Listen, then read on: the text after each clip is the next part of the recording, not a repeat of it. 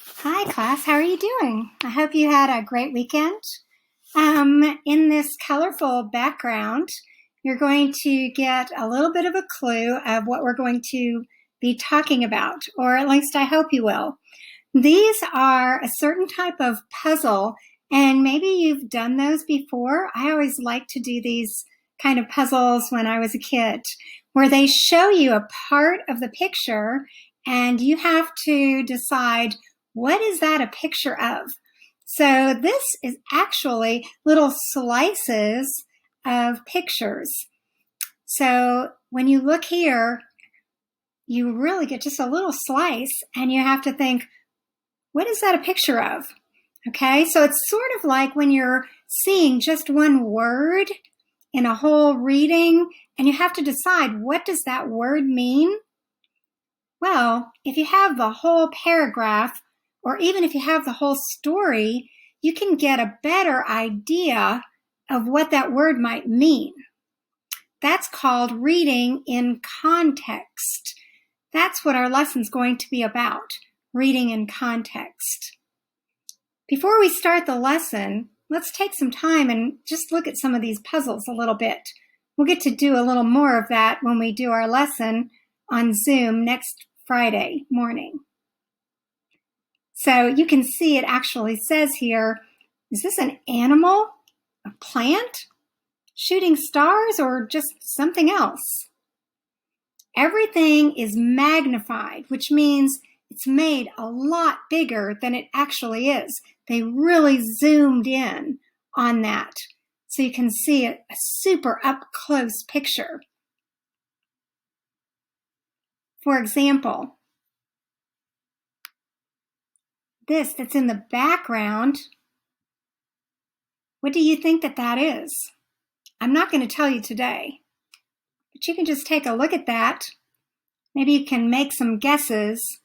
When we meet for Zoom English class on Friday morning at 10 o'clock, we'll talk about it together and you can make a decision. Then I'll show you the whole picture and it will become a lot clearer. Just like context of a story lets a word become a lot more understandable, even if you've never heard of that word before.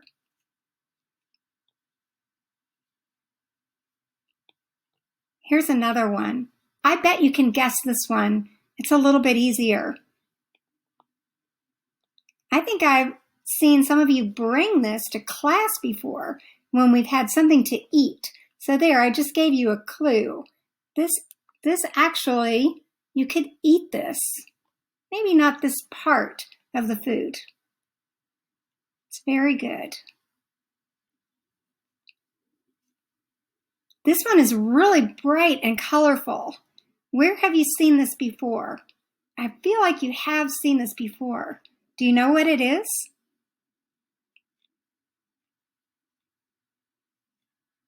Or this one. This is such a pretty design, right? All right, so we're going to be talking about context clues. So actually, we're going to do more puzzle pictures like this because I really enjoy them and it's fun to be able to guess.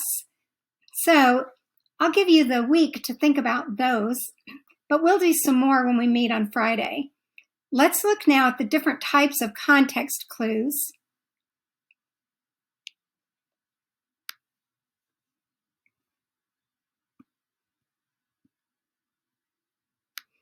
All right, so I can make this a little bigger so you can read it. All right, so some different types of context clues are synonyms. Synonyms, not cinnamon, synonyms are words that have the same meaning. So two words that have the same meaning are synonyms. So sometimes when they write a story or something like that, they'll actually tell you the meaning right in the same sentence. So that makes it especially easy for you to know what a new word, a word you've never seen before, what that might mean.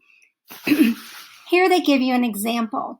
Jillian, that's a girl's name, excuse me, felt remorse or shame for her bad behavior with Kenya in the school bus. So maybe you've never heard of remorse before, but you know the word shame. So it says Jillian felt remorse or shame. So since it says remorse or shame, that tells you that those words are the same meaning. So you know that remorse must mean the same thing. So it tells you they're synonyms. They mean the same or almost the same. So remorse means almost the same thing as shame. Plus, it gives you a little bit of a clue here because it's talking about a feeling that has to do with her bad behavior.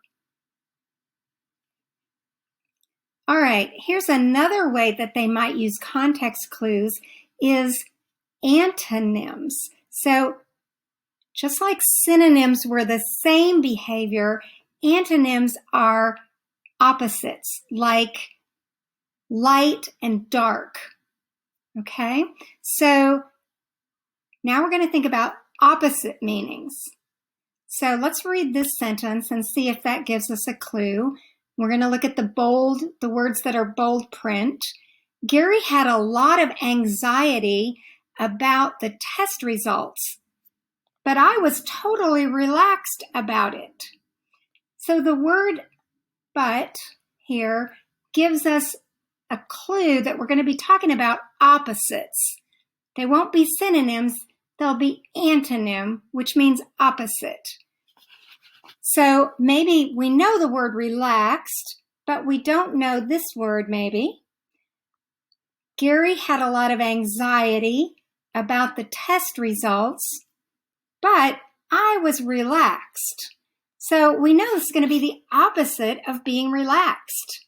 So if it's the opposite of relaxed, probably means something like stressed, right?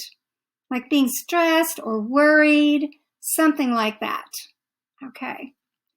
So those are two ways they can give you context clues. Here's another way, examples.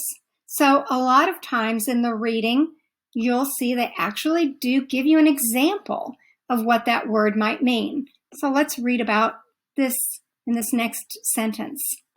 Eating nutritious foods such as, so that little phrase such as tells you, here comes an example.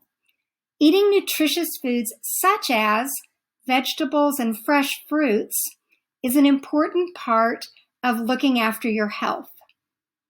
So there we know what nutritious means because they give us the example of vegetables, fresh fruits. So we know that means they're good for us. They're healthy, nutritious foods, not junk foods, not like candy. Okay? All right. Or the fourth type of context clue they're giving us here are explanations. So that word explanation comes from the word explain. So that just means they're going to explain it.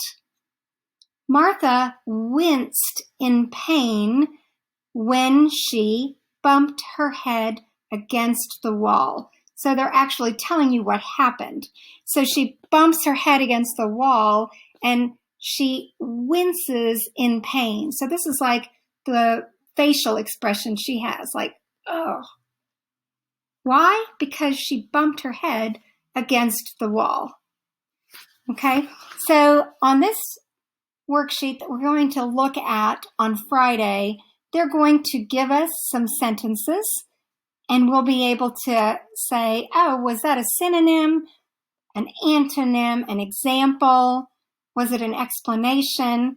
We'll be able to actually, hopefully, tell what the meaning is. All right? Maybe we can look at one of these examples together. The strong, putrid odor compelled me to clean up the fridge as I couldn't stand the rotten smell of meat.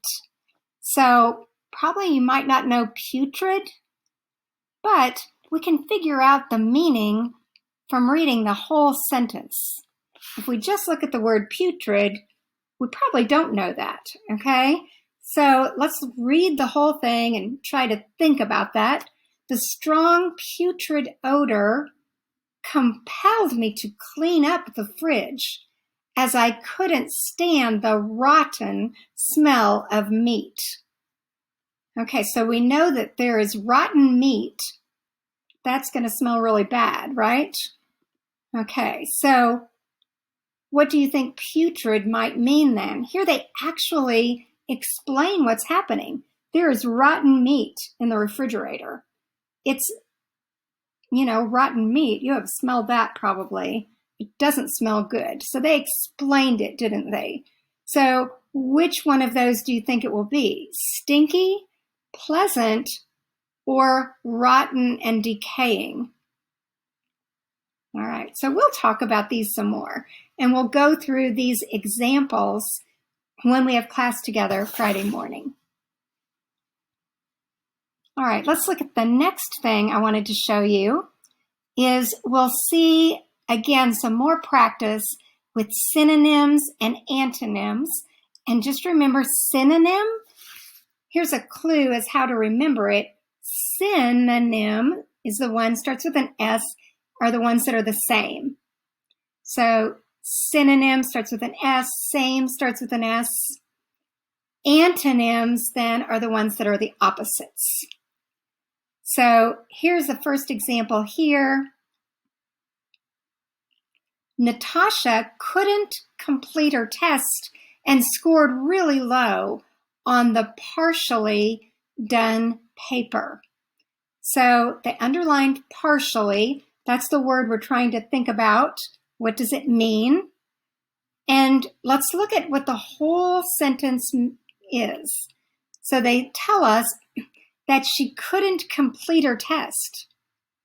And so she scored low. Why? Because she could not complete her test. She scored really low on her partially completed paper. What does that mean then? What does partially mean? Well written, incompletely, or badly?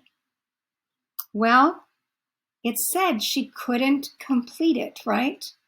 So it must mean incompletely, because you know that this prefix means not.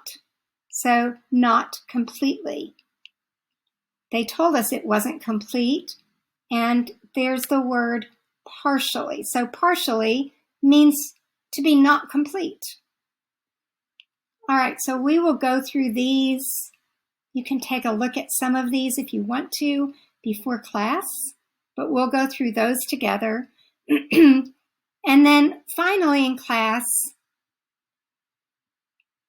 we're going to read a story about this caterpillar. It's called the saddleback caterpillar, and it has several words. It's not super easy, but I think after having some practice with looking at words in context, you'll be able to find the meaning of those words that were in bold, because we'll have looked at the context that's all around them, and we'll write a little bit about what the context clue was. So there's the story. We'll read the story together, and then we'll look at the context clue. So you don't have to do this. We'll do it together on Friday, but I wanted to give you a little bit of an idea of what we're going to do together on Friday. So if you want to prepare, you can push pause, read these, think about them a little bit, okay? So I look forward to seeing you when we meet together for Zoom class Friday at 10 o'clock. I'll be sending you that Zoom link. I hope you have a wonderful week. Till then, bye.